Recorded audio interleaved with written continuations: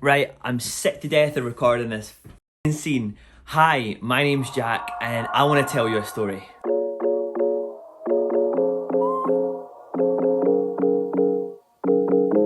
When I was 19, I had this dream and ambition to become a radio DJ. So I left my small hometown in Scotland and moved to the one place that would allow me to achieve this dream: London.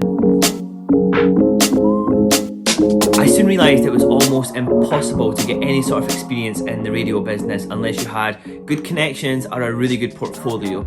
And I mean, I had neither. I was a 19-year-old kid with a dream and optimism, so I don't know how far that was going to get me. I idolised this radio DJ called Chris Evans, who was the biggest and best radio DJ in the UK in the 90s and 2000s. This is relevant, I do promise. I knew I had to think outside the box with this one, and that's exactly what I did. So the plan: I was going to write a handwritten letter to Chris, pop it in an envelope, and I was going to try and somehow meet him and hand deliver him this letter in person. And I just knew if I managed to get this letter to Chris in person, he was going to be so impressed with my determination and thinking outside the box, and I was literally going to be co-hosting his show in absolutely no time. Chris had a morning radio show in the BBC building in central London. It finished around 11 AM and my thinking was surely he's going to leave around 30 minutes max after the show. So attempt number one. I arrived at the BBC building about 10:50 AM and waited until around 11:30. There was no sign of him, and to be honest with you, I wasn't sure if there was a secret exit that they left in, so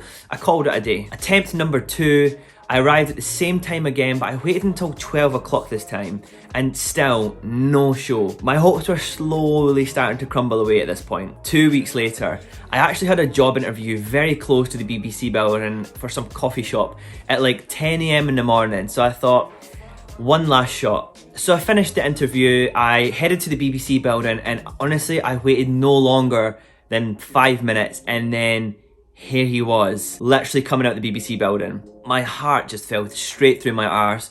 My lips as dry as the Sahara Desert. I can remember it right now. There he was, heading to his Ferrari, opens the door. I just shouted, "Chris!" And I said, I've wrote you this letter, can I give it to you? He was happy to take it. He got in his Ferrari and he drove off. Wow, I mean, for a 20-year-old, even now, like sort of reliving that, it was a big moment. And it was really, really sort of amazing that I achieved even that. 20 minutes later, I'm walking down Carnaby Street, just absolutely dazed, and my phone rings and I pick it up and all I hear is, "Hi, is this Jack?" And I'm like, "Yep, this is Chris's agent. He loved your letter and he wants to invite you into the show." Honestly, by far the most surreal moment in my life at that point. Even now, it was still like such a crazy experience to tell. It was so exciting. I mean, the fact that he read that letter so quick and was so keen to get me into this show, it's such a compliment to Chris. I just couldn't believe that I had done it. Like, I achieved something, and that feeling of accomplishment is honestly, it's unmatched. It's such an amazing feeling to know that you've accomplished something. Anyway, I visited the show, had some amazing experiences, met amazing people, and it didn't pan out maybe the way I wanted to in the end, but it was still such an amazing experience. And that's life, you know, not everything pans out the way you were kind of hoping it for. But there is a point to this story. You see, when I was 19, when I was 20, 21, I was a very determined and ambitious and hungry young man. I really did feel like I was on a steam train, just powering along in life, getting shit done, hitting the targets I set out, and just accomplishing loads of things. So where did it go wrong? When did that steam train start to run out of steam and eventually derail?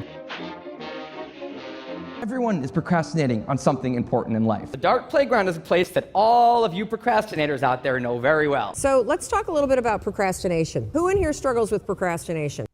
Unfortunately so. There's a quote that says, "Procrastination is the thief of time." And it's a quote that I hold very close to my heart because it is so relevant, unfortunately, to my life right now and the last 10 years. Procrastination thrives off our time. It's what keeps that beast alive and living well. And procrastination has had a firm grip on my life for years now. It's stunted both my growth professionally, personally, and I had this attitude at 21 that it was like, it's cool bro, I'm only 21. I've got loads of time. Wait, 22? Yeah, I've got loads of time. 23, don't worry about it. There is time. 24, 25, 26, 27 years are passing like weeks and then boom. Whoa, shit. I'm 28 now? 1.5 years away from being 30. 3-0. I was 21 literally yesterday. Now don't get me wrong, in the last 7 to 8 years I've travelled the world, I've met amazing people, done some amazing things, but I know I've massively underachieved in those 7 to 8 years as well. And I know exactly why, because I was all cozy and curled up in my little ball of comfort zone and procrastination. Wow, what a power couple those two are. Or a deadly duo.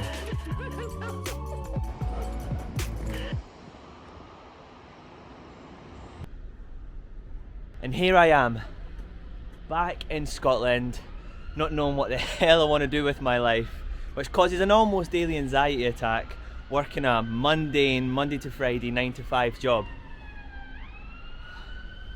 I know that the 20-year-old with fire in his belly is still in here, and he won't give up. The fire is still not out. Dimly lit it may be, whatever it is, I've got just the still cure there. for it.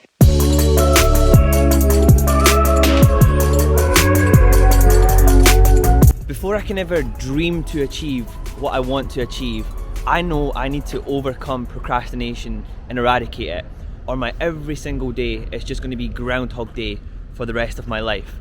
And that is the terrifying, realistic scenario that does await me. If I don't eradicate this, then I'm never going to be able to take that next step. And that is just chilling and scary.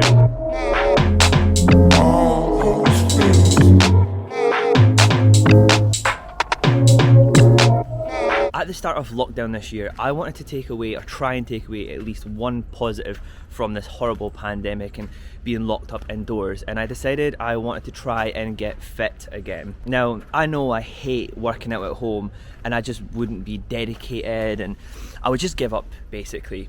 So what I done is I decided to create an Instagram account to hold myself accountable, and every single Sunday I had to post a progress shot of my body to hold myself accountable, and it really did work. So then that got me thinking, why don't I try and apply this logic in the form of a video? I want to use these videos to hold myself accountable and hopefully try and document an interesting, semi-interesting social experiment along the way. Now that's the aim. 1 week I may be learning how to whistle, the next week I may be off to the Highlands. And skinny dipping. Anything off this massive list of things I've wanted to do over the years but never been able to or been bothered to due to procrastinating. Now I might make one video and quit. It sounds about right with me. But at this stage, I have nothing else left to lose. Now I can't promise or assure anyone what quality these videos will be or assure them it will be riveting content. But I need to set myself this challenge. I need to rise from the rut that I've found myself in, and it's almost last chance saloon. I hope you find me even the tiniest bit interesting, or perhaps maybe you can even relate and are intrigued as to what journey this potentially might take me on. So today is Monday the 14th of December, and hopefully I will see you next Monday. If not, I'll most likely be on Reddit learning how light bulbs are made or something. See you maybe. See you definitely next Monday.